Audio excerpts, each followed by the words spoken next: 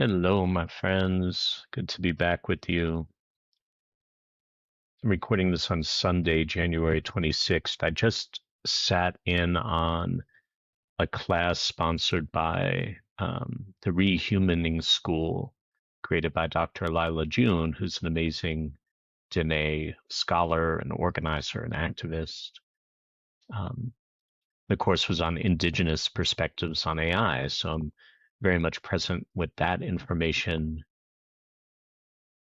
I'm also just very present with what's going on in the country right now, where it seems like we are edging towards some version of civil war that doesn't look like movies or TV have told us it's going to look like. It's slower, it's more insidious, it's more subtle, but no less destructive. And I'm also sitting with an article or a transcript of an interview I just read from the Emergence Magazine podcast. And I think that's actually where I want to start because I think it's really, really cool and interesting. So this interview is called Learning to Listen to Plants, and it's an interview with a scientist named Monica Gagliano. And the whole interview is well worth listening to or reading. I'll link to it in the show notes. But there's this one quote that really jumped out at me that's kind of a thread that maybe we can follow together.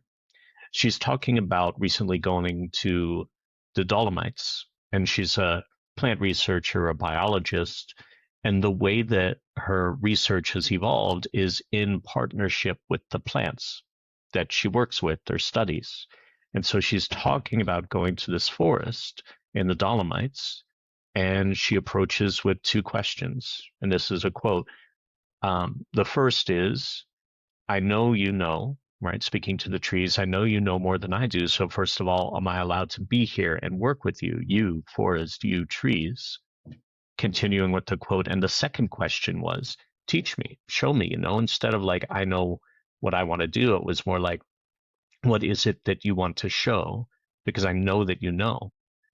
And what I got back at the time, at the beginning of the project, was a very clear message, which made no sense whatsoever because it often sounds like a riddle and then it makes sense later. And the forest was like, you're very welcome to work with us. We're happy that you're here, but be aware that the story to be told is not what you think. And I love that last part specifically. Be aware that the story to be told is not what you think.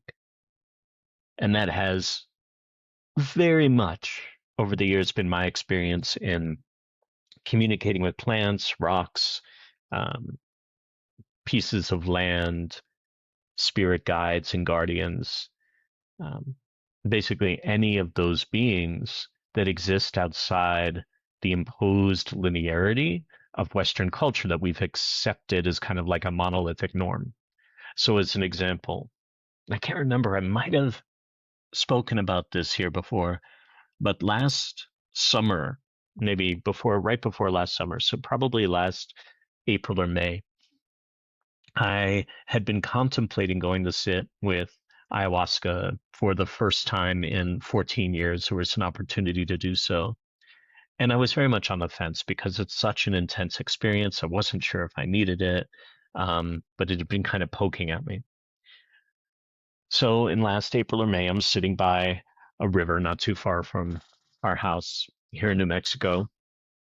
And I'm watching the river. I'm kind of listening to it, listening to all the different frequencies, the burbling, watching the swirling of eddies.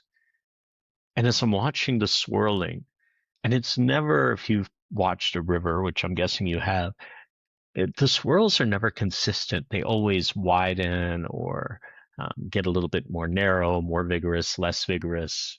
They kind of dance with the rest of the ecosystem. And so I'm watching this river and the swirls and the eddies, and like a whisper comes to me in the way that spirit often communicates. And the whisper said, hey, if you want to see why that is and really understand the patterns behind all of those beautiful swirls and all of the sounds, and you should come sit with me.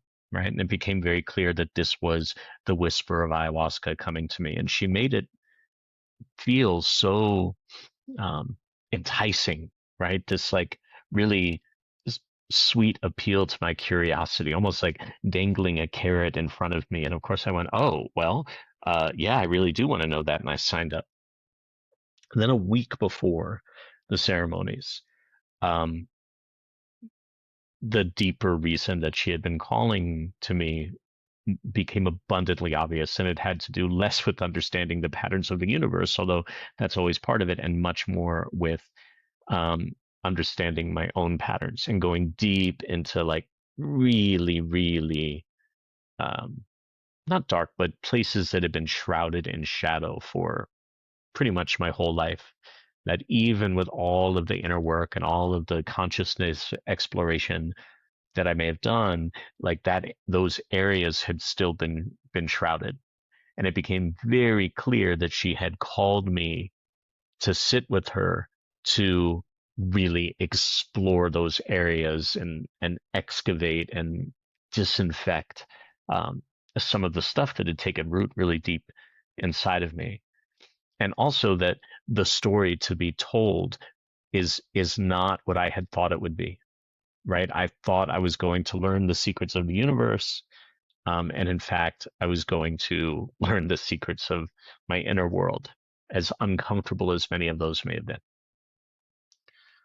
And there's been time and time and time again over the years where in meditation or in a journey or simply visiting my library space where I'll get information and it does feel like a riddle because it's nonlinear. And yet when I pay attention to it, when I follow the thread or the trail of breadcrumbs that it gives me, it always brings me into a much more powerful, beautiful, synchronistic, connected story than my linear imagination or linear mind could ever conjure up.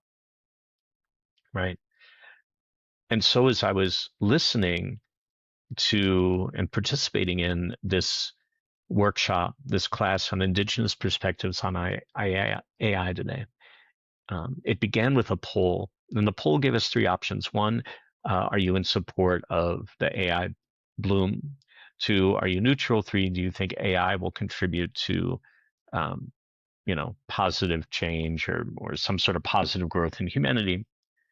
And I sat with it for a moment. And in the short term, I think at this point, and I'll go on record as saying this, I think AI is a net negative. I think that the cost of it to the development of our own minds, our discernment, our critical reasoning, plus the environmental impact, the use of water, it's almost like a recolonization of land is happening to create space or make space or take space for the power centers that fuel the AI boom. Um, and there's kind of a whole other thread there around, you know, the energetic balancing that wants to happen when there is a recolonization. Where's the balancing out? But anyway, in the short term, meaning the next 50 years, it's a net negative. Ultimately, I believe that it will be positive because it will force us in a way that no technology produced by Western society ever has to reckon with what is the true nature of intelligence, what is the true nature of humanity, what is the purpose of humans when we've outsourced linear thinking, right? And deep down, what I truly believe is that the story to be told is not what we think. It's not about the destruction of humanity. In the long term, it's about humanity rediscovering itself and rejoining the circle. I'm going to get Lion Kingy here, but rejoining the circle of life, saying, oh, wait a minute, we actually do exist in profound relationship with the trees and the forest. So we can talk to them in ways that AI simply can't, right? That the intelligence of trees, rocks, soil, rivers is nonlinear and relational and circular and spiral and iterative in a way that carries deep and profound wisdom and can't be parsed by the Western educated or Western structured mind. Um, Not because that mind is weak, but because it has been structured to keep that kind of intelligence out. In the interview with with Dr. Gagliano, the one of the things that she says is when they were studying this forest, um, and it wasn't by any particular design, the same forest in the Dolomites. What they found is at one point there happened to be an eclipse, right? During when they were taking readings on all of these individual trees. And what they found is that before the eclipse, all of the trees were doing their own thing, right? They were all kind of singing their own song, humming along, living their own lives. And then as the eclipse came in, this really interesting synchronization happened where the entire forest, just for the moments of the eclipse, synced up, right? All of their electromagnetic communications synced up. They all came into synchronicity and harmony. And then when the eclipse passed, then they all went and started doing their own thing again. Thinking about that, I'm really taking a moment to think about that and to feel the truth of that. That there is something in the way that life on this planet has evolved and is evolving and interacts with itself and everything else that is keyed into planetary movements, right? Into the waxing and waning of the moon, into periodic, regular, predictable eclipses. That these are moments of syncing up, and that we as humans, and in intact indigenous cultures still are, but we as humans used to be in sync with that as well. So that at those moments, right? Imagine people gathered at Stonehenge, there's an eclipse, right? There's a solstice. We also paused to sync up with everything around us. I think that's one of the reasons I've become so enamored and dedicated to doing breath work along with the moon cycles. It is a moment for the 40, 80, 30, however many of us gather, just to pause and sync up with natural cycles. And to think that when we do that, forests are also doing that, whales are also doing that, elephants are also doing that, that there's something built in to life, right? To the vitality and life force of every being on this planet that is in sync with those cycles, no matter how far out into the galaxy or universe they might be. And saying that, that's sort of what ayahuasca was whispering to me on the riverbank. Hey, if you want to have a greater understanding of this. So even the story, there's a double layer at which the story to be told from those ayahuasca ceremonies is not what I thought. I initially thought I was lured in with the promise of universal knowledge and pattern recognition. And then it became clear that at a deeper level, it was about clearing out and shedding light on parts of myself that were still shrouded in shadow. And then there's another layer that as those shadowy parts are integrated, worked with internally, then more space for external perception becomes available, right? More space for receiving those signals of synchronicity from the field of life, from spirit, listening to the trees, listening to other beings becomes available because there's more energy available. There's more power available. I was reading this morning something about allostatic load. Allostatic load is the level of stress that our nervous system carries, right? And it's usually thought of in terms of our individual nervous system. I think it also holds true for collective spaces, our collective nervous system for forests. But one of the ideas behind it is that managing allostatic load, managing stress, takes tremendous energy from a system. So if we individually or collectively are in a constant state of stress response, there's not a ton of energy left over for anything other than survival, right? We're just trying to get through the moment. But as we come into a space of lower allostatic load through practices, through community, through connection, now space is liberated so that we can communicate more deeply with the universe of signal around us.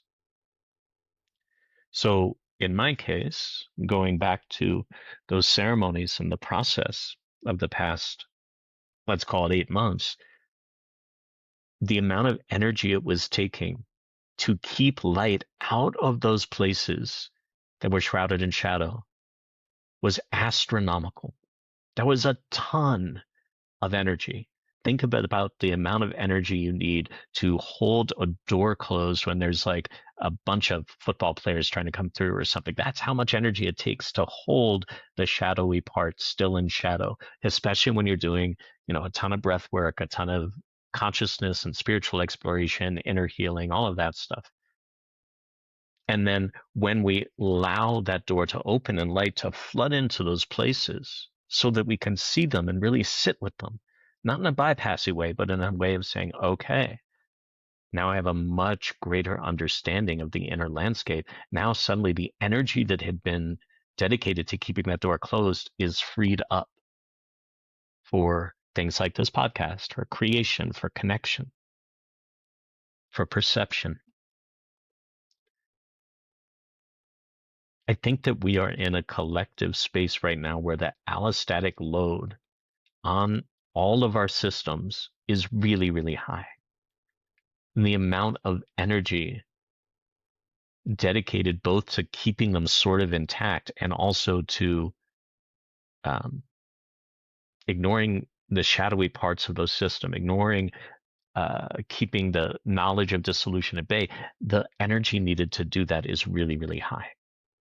And as the system wants to change more and more, the energy needed to do that will become even higher until it becomes unsustainable. So I'm holding all of that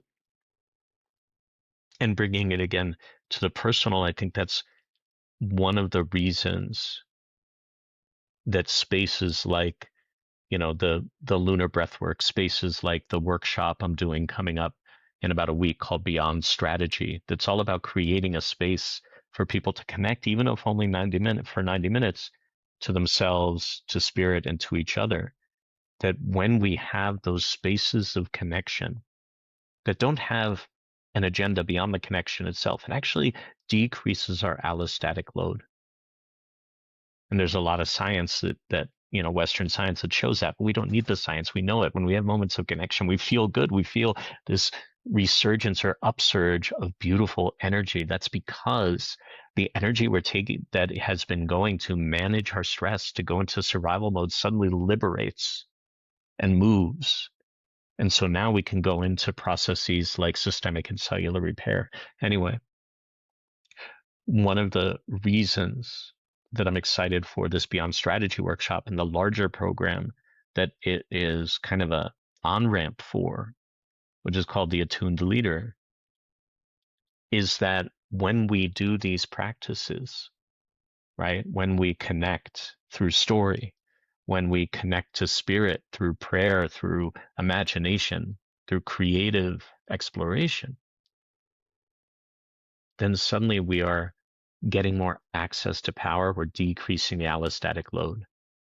And when we do that consistently, then we're building new internal systems that then become echoed in the external systems all around us, whether that is our families, our workplaces, whatever it might be.